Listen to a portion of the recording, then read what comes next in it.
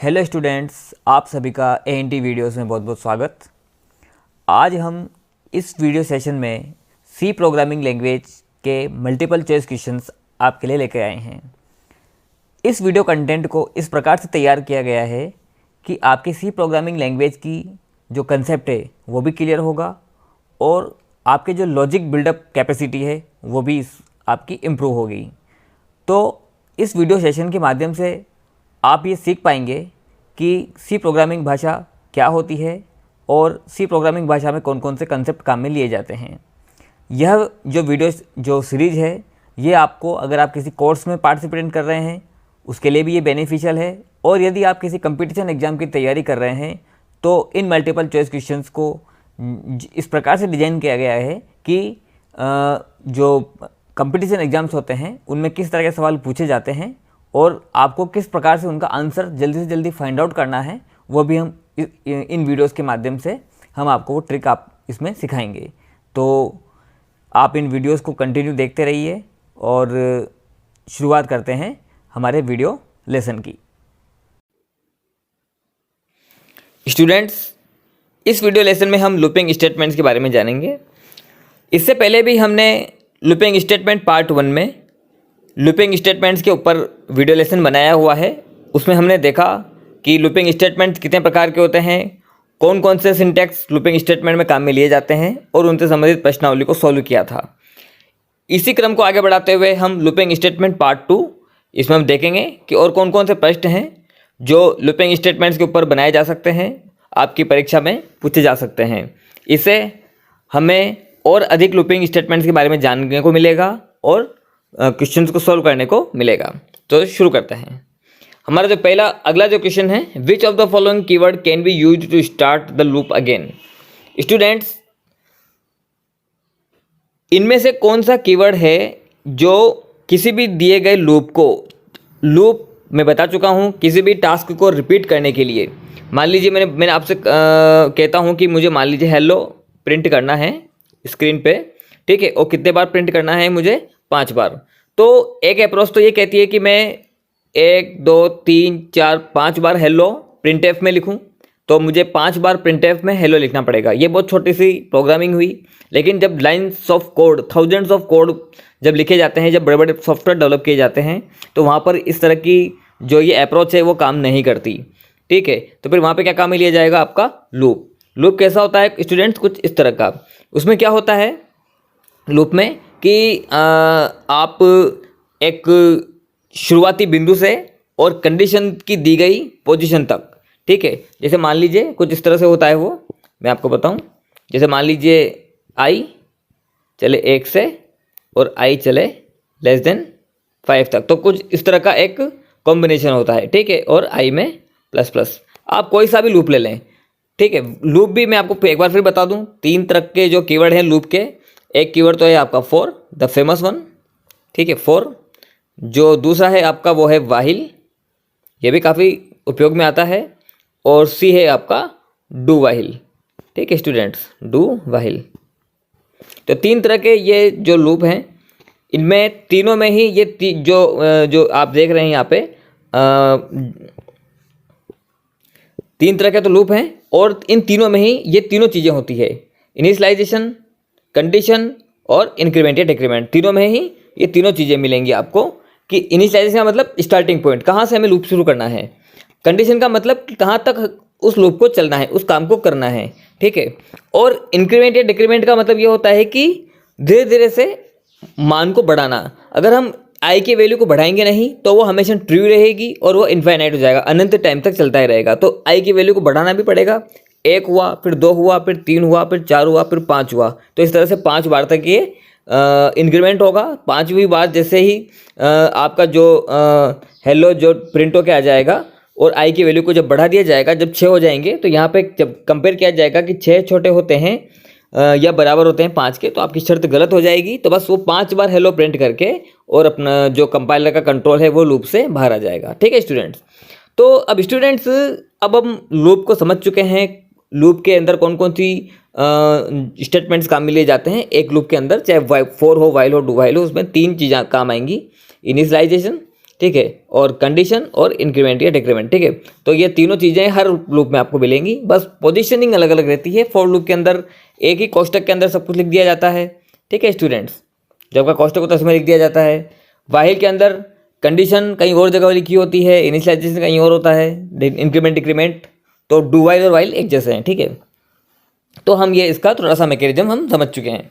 अब हम बात करते हैं प्रश्न की, इनमें से कौन सा कीवर्ड है जो लूप को दोबारा से शुरू कर देता है। अब हम पहले यहाँ पे एक लूप का स्ट्रक्चर बनाते हैं ताकि उससे आपको समझ में आएगा कि ये प्रश्न कहना क्या चाह रहा है। मान लीजिए मैंने बनाया 4, ठीक है, 4 में कुछ इस तरह से लिखा, आई चले 0 से आई चले 4 तक, ठीक है, आई में प्लस और प्लस, ठीक है स्टूडेंट, ये प्लस प्लस है, ठीक है। आई में जो है वो एक एक का इंक्रीमेंट होता रहे, ठीक है, ये ठीक है। यहाँ पे जो है वो हम लिखेंगे, कोई भी स्टेटमेंट लिख दिया, मान लीजिए यहाँ पे हमने लिख दिया हेलो आई एम प्रोग्रामर, ठीक है, हेलो आई एम प्रोग्रामर। ये मुझे जो है 5 बार प्रिंट कराना है या 4 बार प्रिंट कराना है। कैसे पता लगा? अभी क्या है, आई की वैल्यू 0, ठीक है स्टूडेंट्स, ये आई की वैल्यू है 0। फिर चेक करेंगे कि क्या आई जो है वो 4 से छोटा है, तो हाँ 0 4 से छोटे होते हैं, कंडीशन ट्रू। उसके बाद क्या होगा, इस वाली लाइन को चलाया जाएगा, इस वाली लाइन को एग्जीक्यूट किया जाएगा। तो यहाँ पे क्या होगा, हेलो आई एम प्रोग्रामर, ये एक बार जो है वो प्रिंट कर दिया जाएगा, ठीक है। फिर वापस से स्टेटमेंट, ये जो कर्ली ब्रेसेस होते हैं, तो जैसे ही कंपाइलर इस कर्ली ब्रेसेस पे आता है तो वापस से कंपाइलर के कंट्रोल को ऊपर ले जाया जाता है और इंक्रीमेंट वाला जो पार्ट है, यानी कि तीसरा जो पार्ट है, ये वाला जो पार्ट है, इसको एग्जीक्यूट किया जाता है। अब आई की वैल्यू कितनी हो जाएगी, आई की वैल्यू 0 से हटके, आई की वैल्यू 0 से हटके कितनी हो जाएगी, आई की वैल्यू हो जाएगी अब यहाँ पे आपकी 1, ठीक है स्टूडेंट्स, आई की वैल्यू जाएगी 1। फिर शर्त को चेक किया जाएगा कि 1 4 से छोटे होते हैं, हाँ होते हैं, तो हेलो को फिर से प्रिंट कर दिया जाएगा, ठीक है स्टूडेंट्स। अब मान लीजिए मैं इनमें से कंटिन्यू कीवर्ड को यहाँ पे लिख देता हूँ, यहाँ पे मैं लिख देता हूँ कंटिन्यू, ठीक है स्टूडेंट। तो क्या होगा, कंटिन्यू कीवर्ड से क्या होगा, अब अच्छा कंटिन्यू कीवर्ड तो लिखा हुआ ही है, साथ में यहाँ पे कुछ और लाइन्स ऑफ कोड लिखी हुई हैं इसके नीचे से। मान लीजिए हेलो, उसके बाद कंटिन्यू, और उसके बाद यहाँ पे मान लीजिए यहाँ लिखा हुआ है कि सी प्रोग्राम है ना, और 2 लाइनें और लिखी हुई हैं। तो ये लाइन तो चलेगी।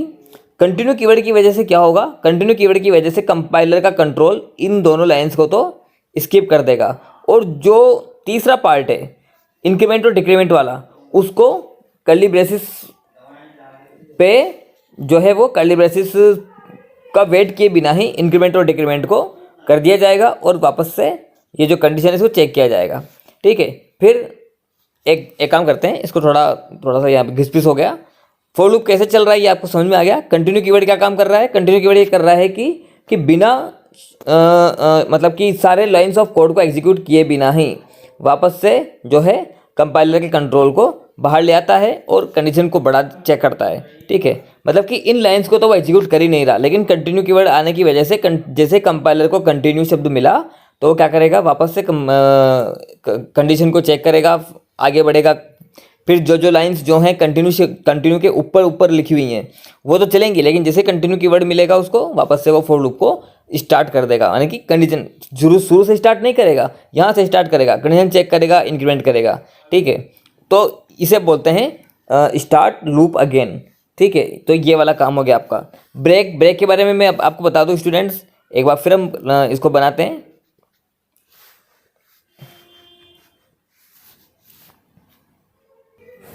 तो मैं यहाँ पे आपके लिए वापस से बनाता हूँ, ठीक है। फिर उसमें हम ब्रेक को देखेंगे, कंटिन्यू हम समझ चुके हैं, अब ब्रेक को देखेंगे, ठीक है।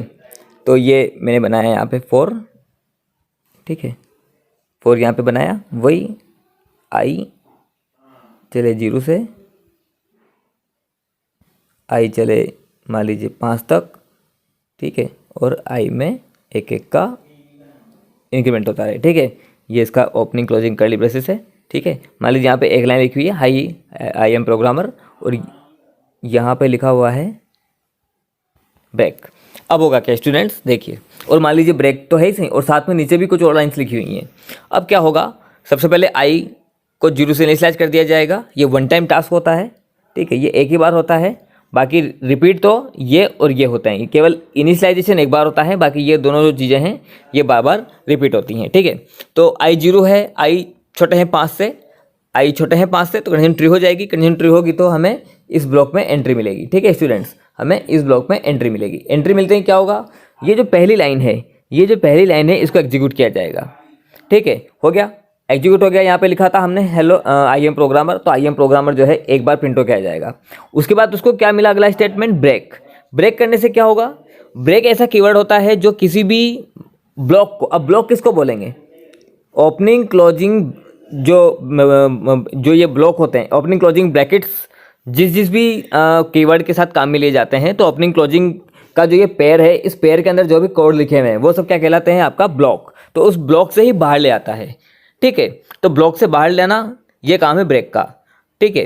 तो क्या होगा, यहाँ पे हम फॉर लूप के ब्लॉक से बाहर आ जाएंगे, तो फिर अगला जो रिपीटिंग टास्क है वो बिल्कुल कुछ नहीं होगा, यानी कि फॉर लूप एकदम से बंद हो जाएगा और नीचे की तरफ, नीचे जो कुछ स्टेटमेंट्स लिखे होंगे उन्हें एग्जीक्यूट किया जाएगा, ठीक है स्टूडेंट्स। अगला हम समझते हैं एग्जिट। अगर एग्जिट की बात करें तो एग्जिट क्या होता है, एग्जिट एक ऐसा आपका जो कीवर्ड है, एग्जिट एक ऐसा आपका कीवर्ड मान सकते हैं इसको हम, कि प्रोग्राम को ही बंद कर देता है। मान लीजिए यहाँ पे इसको एग्जिट मिलता, मान लीजिए इसको एग्जिट मिलता है यहाँ पे इस जगह ब्रेक की जगह यहाँ पर इसको एग्जिट कीवर्ड मिलता, तो क्या होता, पूरे प्रोग्राम को ही बंद कर देता और आपका जो कंपाइल विंडो है, जहाँ पे आप कोड लिखते हैं, है ना, जहाँ पे आप कोड लिखते हैं, जहाँ पे मैंने ये फॉर लूप का ढांचा बनाया, वहाँ पे अगर वहाँ पे आपको ले आएगा, कुल मिला के कंपाइल टाइम स्क्रीन पे आपको ले आएगा, रन टाइम स्क्रीन से आपको कंपाइल टाइम स्क्रीन पे ले आता है कौन, आपका एग्जिट। कंटिन्यू क्या करता है, कंटिन्यू मैं बता चुका हूँ, फॉर लूप का जहाँ पे भी उसको कंटिन्यू मिल जाएगा तो फॉर लूप को आगे बढ़ा दिया जाएगा, उसके नीचे के जो लाइन्स हैं इनको छोड़ दिया जाएगा और वापस से आपका लूप स्टार्ट कर दिया जाएगा। कंडीशन चेक की जाएगी, इंक्रीमेंट किया जाएगा, कंडीशन चेक की जाएगी, इंक्रीमेंट किया जाएगा। ब्रेक क्या करता है, ब्रेक ये जो आपका जो लूप है उस लूप से आपको बाहर ले आता है, लेकिन प्रोग्राम बंद नहीं करता है। एग्जिट क्या करता है, प्रोग्राम को बंद कर देता है, ठीक है। और जो चौथा ऑप्शन है हमारा नन ऑफ दबाव। तो देखिए स्टूडेंट, जब आपको इस तरह के प्रश्न दिए जाते हैं तो किसी न कोई इंसान उनमें आंसर होता है, तो नन ऑफ दबाव और ऑल ऑफ दबाव का तो सवाल उठता ही नहीं है। तो इसका सही आंसर क्या आएगा स्टूडेंट्स, हमने अभी पूरी थ्योरी समझ ली, पूरा मैकेनिज्म समझ लिया, तो इसका सही आंसर है स्टूडेंट्स कंटिन्यू, ठीक है। तो इसका सही आंसर है कंटिन्यू, आई थिंक आप समझ गए होंगे, ठीक है। Next, how many times will the for loop will be executed. इसमें स्टूडेंट्स एक फॉर लूप का ढांचा दिया गया है, ठीक है। फॉर लूप आपको बताया गया है कि ये कितनी बार चलेगा, ए 51 बार, बी 50 बार, सी 49 बार या डी 0 बार। अब स्टूडेंट्स ये कोड आपने देख लिया, हो सकता है आपको इसको फर्स्ट बार देखने में आपको ऐसा लगे कि यार ये तो गलत है, तो अब इसमें देख लीजिए ABCD ऑप्शंस में से एक में भी आपको जो है एरर के बारे में नहीं लिखा गया है, ना तो सिंथेटिक्स एरर के बारे में लिखा गया है, ना ही लॉजिकल एरर के बारे में लिखा गया है। अब आपका ध्यान एरर की तरफ नहीं जाना चाहिए, आपका ध्यान किस तरफ जाना चाहिए, इसको एग्जीक्यूट करने की तरफ कि इसका आंसर क्या आएगा, ठीक है स्टूडेंट्स। तो आइए हम इसको एग्जीक्यूट करते हैं, इसमें एरर नहीं है, ये कोड सक्सेसफुली चलेगा और हम इसमें देखते हैं कि कितनी बार चलेगा। देखिए स्टूडेंट्स, एक्स को क्या किया गया है, 0 से इनिशियलाइज, ठीक है, यानी कि 0 से चलेगा, ठीक है। मैंने बताया था किसी भी लूप के, चाहे वाइल हो, डू वाइल हो, फॉर हो, उसमें 3 पार्ट होते हैं। सबसे पहले होता है इनिशियलाइजेशन, तो ये आपका है इनिशियलाइजेशन, INITILI, है ना, यह है आपका इनिशियलाइजेशन जो हो चुका है आपका 0 से, ठीक है। उसके बाद होती है कंडीशन, ये रही आपकी कंडीशन, x लेस देन 50, इसको कहाँ तक चलना है, 0 से स्टार्ट होना है और कहाँ तक चलना है, 50 से कम तक। देखिए लेस देन का चिन्ह लगा हुआ है, तो यानी कि कहाँ तक चलना है इसको, फाइनली 50 से कम तक का मतलब क्या हो गया, इसको चलना है 49 नंबर जब तक आ जाता है तब तक, ठीक है। और x में प्लस प्लस होता रहे, ठीक है, कोई दिक्कत नहीं इसमें, तो x में प्लस प्लस होता रहेगा। अब स्टूडेंट्स ऐसा ना समझें आप कि इसका आंसर डायरेक्टली आप सी लगा दें, 49 नहीं, आप देखिए कि 0 से और 49 तक में कितने नंबर ऑफ टाइम्स आए, कितने काउंटिंग आई। अगर आप 0 को भी काउंट शामिल करते हैं और 49 तक आप चलते हैं तो कितना काउंट आया, आप खुद अपनी जो है फिंगर के टिप्स पे आप काउंट करिए, आपको पता लगेगा कि 0 से 49 जो होते हैं वो होते हैं आपके 50, ना कि 49, ना कि 51, है ना। क्यों 51, क्यों इसका आंसर नहीं आएगा, क्योंकि 50 से कम शर्त क्या दी हुई है स्टूडेंट, 50 से कम, लेस देन का चिन्ह लगा रखा है, 50 से कम यानी कि गुणनचास। अब गुणनचास इसका इसलिए आंसर नहीं आएगा क्योंकि कहाँ से शुरू कर रखा है, जीरो से। तो जीरो से गुणनचास तक आप काउंट कर लीजिए, काउंटिंग करनी है आपको जीरो से गुणनचास तक, जिसमें जीरो भी शामिल हो और गुणनचास भी शामिल हो, तो आपका क्या आंसर आएगा, 50। ठीक है स्टूडेंट, तो इसका आंसर आएगा B. Next question, what will be the output of the following code segment. एक यहाँ पर कोड सेगमेंट दिया हुआ है, ठीक है, इसमें जो विकल्प दिए हुए हैं वो सक्सेसफुल, जो प्रिंटफ में लिखा हुआ है सक्सेसफुल, क्या वो प्रिंट होके आएगा, क्या x बराबर बराबर y ये प्रिंट होके आएगा, लॉजिकल एरर है इसके अंदर कुछ ना कुछ, या सिंटैक्स एरर है इसमें कुछ ना कुछ। अब स्टूडेंट्स, मैं हर बार कहता आया हूँ, मेरे हर प्रश्न में मैं आपको कहता हूँ कि अगर लॉजिकल एरर या सिंटैक्स एरर या किसी भी प्रकार की एरर अगर आपके विकल्प में दी गई है तो आप 99% ये मान के चलिए कि उसमें आंसर एरर ही आएगा। ठीक है, अब इसको हम एग्जीक्यूट करते हैं। पहले तो हम इसमें फाइंड आउट करते हैं कि इसमें एरर क्या है। ठीक है स्टूडेंट, देखते हैं इसको। हम एक कैरेक्टर का एक हमने x नाम का एक वेरिएबल लिया है जिसमें y को इनिशियलाइज किया गया है, यानी कि x की वैल्यू क्या हो गई आपके कैरेक्टर की y। ठीक है, जैसे हम लिखते हैं ना a बराबर 5, तो ऐसे ही आप किसी भी एक नॉर्मल वेरिएबल के अंदर एक कैरेक्टर टाइप का डेटा भी आप डाल सकते हैं। तो यहाँ तक तो इस लाइन में तो कोई जो है आपकी एरर नहीं है। ठीक है स्टूडेंट्स, अब हम बात करते हैं, आगे बढ़ते हैं। अगली लाइन लिखी हुई है, चलिए अगली लाइन लिखी हुई है, वाइल x बिल्कुल बराबर हो y के, यानी कि कंपेयर किया जा रहा है कि एक ये है आपका इक्वल टू ऑपरेटर। ये जो आपका ऑपरेटर है, बराबर के जो दो साइन होते हैं, है ना, ये क्या करते हैं, इसका लॉजिक ये है कि ये अपनी लेफ्ट हैंड साइड वाली वैल्यू को अपनी राइट हैंड साइड वाली वैल्यू से कंपेयर करता है कि क्या दोनों बराबर हैं, है ना। अब बराबर हैं तो 1 आंसर आएगा, और अगर बराबर नहीं है तो 0 में आंसर आएगा। यानी कि शर्त सही है, यानी कि ट्रू है तो 1 आता है, और अगर फॉल्स है तो 0 आता है। ठीक है स्टूडेंट्स, अब इस जो वाइल के अंदर जो शर्त लिखी हुई है इसको हम रख कर देखते हैं। ठीक है, इसको हम बना कर देखते हैं। एक्स किसको रिप्रेजेंट कर रहा है, y को। ठीक है, दो इक्वल के ऑपरेटर है, यानी कि इक्वल टू ऑपरेटर है। किसको किससे कंपेयर किया जा रहा है, y से। ठीक है, तो क्या y के बराबर है स्टूडेंट्स, हाँ है, बराबर है। ठीक है, उसके बाद क्योंकि अब ये लूप है, लूप का एक ब्रेसेस होता है ओपनिंग क्लोजिंग, तो ओपनिंग क्लोजिंग ब्रेसेस लगा रखे हैं, यहाँ कोई दिक्कत नहीं है। प्रिंट एफ की स्पेलिंग देख लेते हैं, PRINTF स्पेलिंग सही है। प्रिंट एफ के भी दो ओपनिंग क्लोजिंग ब्रैकेट होते हैं, लगा रखे हैं।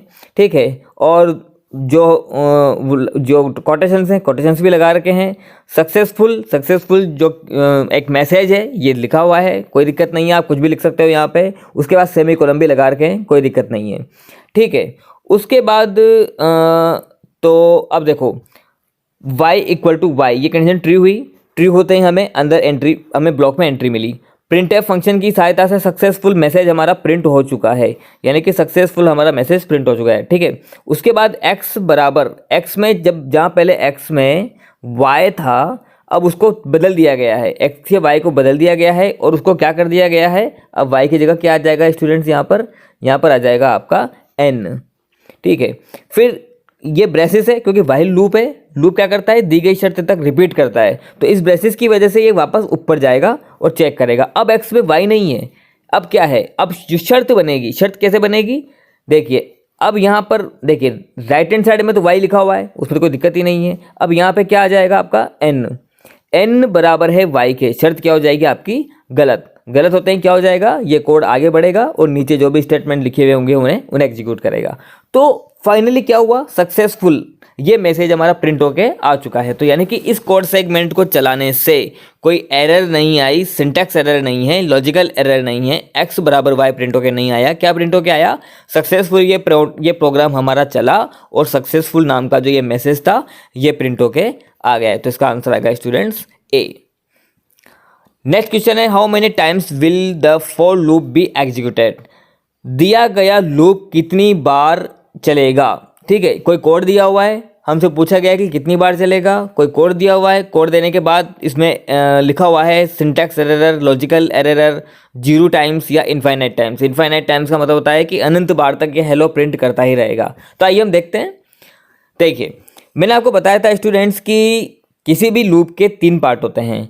इनिशियलाइजेशन किया हुआ है, शर्त, यहाँ पर शर्त नहीं है। ये जो पोर्शन है आपका बीच वाला, ये जो बीच वाला पोर्शन है यहाँ पर शर्त नहीं है, ठीक है, शर्त खाली है। इंक्रीमेंट और डिक्रीमेंट, ये जो तीसरा पोर्शन है आपका, ये भी खाली है। यानी कि कुल मिला के आपका पहला वाला जो पोर्शन है यही भरा हुआ है। अगर इस लूप को इस तरह से लिखते, 4 को कैसे लिखते हैं, 4, उसके बाद a बराबर 0, इसको ऐसे मानिए आपकी, ऐसे लिखा हुआ है। फिर यहाँ आती है शर्त जो नहीं है, फिर उसके बाद आता है इंक्रीमेंट और डिक्रीमेंट, और फिर कोष्टक को बंद कर दिया जाता है। तो ना तो इंक्रीमेंट और डिक्रीमेंट है, नहीं आपकी शर्त है, ठीक है। a बराबर 0 है, ठीक है। उसके बाद ओपनिंग और क्लोजिंग ब्रेसेस हैं जो सही हैं। तो ब्रेसेस हैं तो अंदर हमें, देखिए अब शर्त नहीं है, शर्त नहीं होने की वजह से भी हमें अंदर एंट्री मिलेगी। समझ गए ना स्टूडेंट्स आप? भाई किसी चीज़, किसी डोर पर दरवाज़ा ही नहीं है तो भी हम क्या कर सकते हैं, डोर में एंटर कर सकते हैं, ठीक है। और डोर में अगर ताला लगा हुआ है और वो जब तक हमारे पास चाबी है तब भी हम उसमें एंटर कर सकते हैं। तो यहाँ पर तो दरवाज़ा तो है लेकिन उसमें ताला लगा हुआ नहीं है। समझ गए ना मैं क्या कहना चाह रहा हूँ? यानी कि यहाँ पर शर्त का अभाव है, यहाँ पर कंडीशन नहीं है। यानी कि ऐसा लिखा हुआ नहीं है कि ए चले 5 तक या ए चले 4 तक या L<5 L जो भी हो, तो वो यहाँ पर इस चीज़ का अभाव है, ठीक है स्टूडेंट्स। यहाँ पर ये जो कंडीशन है, कंडीशन का अभाव है, ठीक है। तो कंडीशन नहीं होने की वजह से a बराबर 0 है। कंडीशन नहीं है तो अंदर इस के अंदर हमें एंट्री मिलेगी और हेलो प्रिंट होगा, ठीक है। उसके बाद कर्ली ब्रेसेस पे जाएगा, कंपाइलर वापस ऊपर आ जाएगा, फिर चेक करेगा a बराबर 0 है, 0 में कोई बढ़ोतरी हुई ही नहीं क्योंकि इंक्रीमेंट और डिक्रीमेंट वाला जो पार्ट है वो भी खाली है, ठीक है स्टूडेंट्स। तो हेलो में फिर हमें एंट्री मिलेगी, हेलो प्रिंट कर देगा। समझ गए? 2 बार, 3 बार, 4 बार, 5 बार, यानी कि इनफाइनाइट टाइम्स तक, अनंत बार तक। क्योंकि जिस दरवाजे पर ताला ही नहीं है, दरवाज़ा खुला हुआ है, तो हम उसमें कितनी भी बार बाहर अंदर आ जा सकते हैं। ये इसका लॉजिक है। यानी कि केवल इनिशियलाइजेशन से काम नहीं चलेगा, आपको कंडीशन भी बनानी होगी, इंक्रीमेंट डिक्रीमेंट भी आपको करना होगा। अगर ऐसा नहीं करते हैं तो अगर कोड आपका सही है, उसमें कोई सिंटैक्स एरर नहीं है, तो आपका वो लूप इनफाइनाइट हो जाएगा, वो बार बार चलता ही रहेगा, चलता ही रहेगा, चलता ही रहेगा। तो इसका सही आंसर क्या आएगा? डी, ठीक है। तो ये जो कोड सेगमेंट है इसमें सिंटैक्स एरर नहीं है, लॉजिकल एरर नहीं है, ठीक है। ये कोड सही है, हाँ ऐसे लिख सकते हैं फॉर लूप को, ठीक है। लेकिन क्योंकि इसमें कंडीशन नहीं है, कंडीशन नहीं होने की वजह से और एक इंक्रीमेंट नहीं होने की वजह से हमेशा a 0 ही रहेगा, ठीक है। तो इसका आंसर आएगा इनफाइनाइट टाइम्स, ये अनंत बार तक चलता रहेगा, ठीक है स्टूडेंट्स। अगला क्वेश्चन है, what will be the output of the following code segment. Students यहाँ पर एक कोड दिया गया है, यानी कि एक व्हाइल लूप चलाया गया है, ठीक है। और उसका कुछ हमारे को विकल्प दिए गए हैं कि क्या प्रिंट होके आएगा। क्या 0 1 2 3 4 a प्रिंट होके आएगा? क्या b 2 4 6 8 10 प्रिंट होके आएंगे? क्या c 0 0 0 0 0 5 टाइम्स 0 प्रिंट होके आएगा?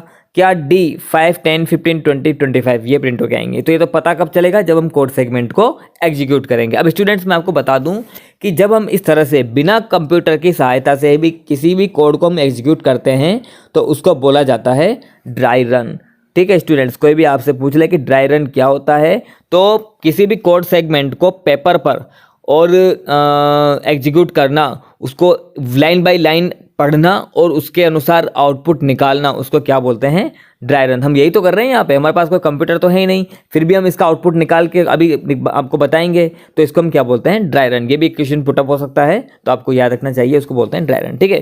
तो आइए हम इसको एग्जीक्यूट करते हैं, इस कोड सेगमेंट को। व्हाइल लूप चलाया गया है, व्हाइल के अंदर स्टूडेंट्स देखिए कि इसमें स्टूडेंट्स एक कमी ये है कि देखिए अब इसमें सिंटैक्स एरर नहीं है, लॉजिकल एरर नहीं है, नहीं कोई ना कोई आउटपुट तो आएगा, लेकिन इसमें कमी ये है कि ए में क्या है पहले से वो हमें पता नहीं है, ठीक है। चलो देखते हैं आई। और हाँ, एक और चीज़ की इसमें कमी ये है कि आई में क्या है शुरुआत में, वो हमें पता नहीं है। तो आई को चेक किया जा रहा है कि क्या वो छोटा है या बराबर है 5 के, ठीक है। अब हमें ये तो पता ही नहीं है कि आई में क्या है, तो हम आई को मान सकते हैं। आई थिंक अब इसमें ये क्वेश्चन थोड़ा सा मुझे लग रहा है कि गलत है, इसमें आई छूट गया, कहीं ना कहीं लिखने से कोड सेगमेंट में आई छूट गया है, तो आई को हम मान लेते हैं। अब क्योंकि इसमें सारे आंसर 5 बार दिए हुए हैं, यानी कि ये जो लूप है ये 5 बार अपने आप को रिपीट करेगा, तो हम अपने आप को इमेजिन करेंगे कि आई में क्या है 1, तो 1 छोटे होते हैं 5 से। कंडीशन आपकी हो गई ट्रू, कंडीशन ट्रू हो गई। ट्रू होते ही हमें क्या होगा, हमें इस ब्लॉक में एंट्री मिलेगी, ये जो ब्लॉक है इसमें एंट्री मिलेगी। इस ब्लॉक का पहला स्टेटमेंट क्या है, ए बराबर आई इंटू 2, ठीक है, ये वाला लाइन, इस वाली लाइन को पढ़ रहा हूँ मैं अब यहाँ पे। ए बराबर, यानी कि अब क्या होगा, इसको यू लिख देते हैं, ए बराबर, अब आई में क्या है 1, सॉरी आई में क्या है हमारे पास 1, ठीक है स्टूडेंट्स, 1 गुणा 2, ठीक है, तो कितना हो जाता है 2, 1 गुणा 2 कितना हो जाता है 2, तो ए में क्या आ जाएगा स्टूडेंट्स, ए बराबर हो जाएगा आपका 2, ठीक है। उसके बाद प्रिंट एफ %d, मैं आपको बता चुका हूँ कि प्रतिशत डी जो है वो एक कंट्रोल स्ट्रिंग है जो इंटीजर वैल्यूज़ को कंट्रोल करने के काम आती है, ठीक है स्टूडेंट्स। प्रतिशत डी एक कंट्रोल स्ट्रिंग है, ठीक है, जो इंटीजर वैल्यू को कंट्रोल करने की काम आती है स्कैनएफ और प्रिंटएफ के अंदर, ठीक है। अगर हमें प्रिंटएफ फंक्शन की सहायता से किसी भी इंटीजरल वैल्यू को प्रिंट कराना हो, यानी कि अगर इंटीजर वैल्यू का मतलब क्या है, जो आपका ए है ये इंटीजर टाइप का होना चाहिए, इंट टाइप का होना चाहिए, तो उसको कंट्रोल करने के लिए %d यहाँ पे काम में लिया जा रहा है, ठीक है। तो %d की सहायता से क्या किया जा रहा है, ए के मान को प्रिंट कराया जा रहा है। तो क्या प्रिंट हो क्या जाएगा स्टूडेंट्स, आपका ए के मान को, इसको हम हटा देते हैं पहले,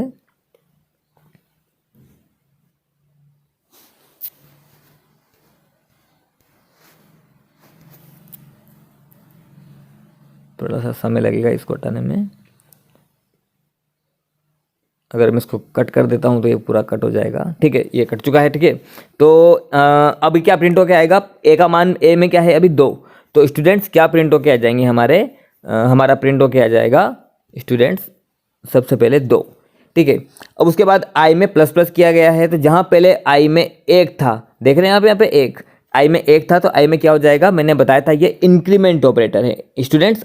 प्लस प्लस ऐसा ना समझे कि यार 2 बार प्लस लिख दिया तो गलत हो गया, नहीं, सिंगल प्लस तो क्या करता है, ये जो आपका सिंगल प्लस होता है ये तो क्या करता है, अपने 2 ऑपरेंड, लेफ्ट हैंड साइड के ऑपरेंड को और राइट हैंड साइड के ऑपरेंड को जोड़ देता है, ठीक है स्टूडेंट्स। लेकिन आपका जो प्लस प्लस ऑपरेटर होता है, इंक्रीमेंट जो ऑपरेटर है आपका, वो क्या करता है, दिए गए ऑपरेंड को बढ़ा देता है, यानी कि जो लिखा हुआ है ना यहाँ पे ऑपरेंड क्या है आई में क्या है अभी 1 को क्या कर देगा, वो 1 का मान आपका बढ़ा देगा और क्या कर देगा, 1 के मान को बढ़ा के वो कर देगा 2, ठीक है स्टूडेंट्स। आगे बढ़ते हैं, अब 2 हो गया, अब उसको क्या मिला यहाँ पे कर्ली ब्रेसेस की वजह से लूप वापस ऊपर जाएगा, यानी कि लूप का कंट्रोल वापस कहाँ आ जाएगा, वाइल पे। अब क्या चेक किया जा रहा है, आई छोटा हो 5 के, यानी कि 2 छोटे होते हैं 5 से, शर्त सही हो गई, शर्त सही हो गई तो हमें अंदर एंट्री मिलेगी। अंदर एंट्री मिलते ही क्या स्टेटमेंट्स मिला उसको, अंदर यहाँ पे मिला आई इंटू 2, ये स्टेटमेंट्स मिला। आई की जगह हम क्या लिखेंगे यहाँ पर 2 गुणा 2 कितने हो जाते हैं 4, ठीक है, 2 गुणा 2 बराबर कितने हो गए 4।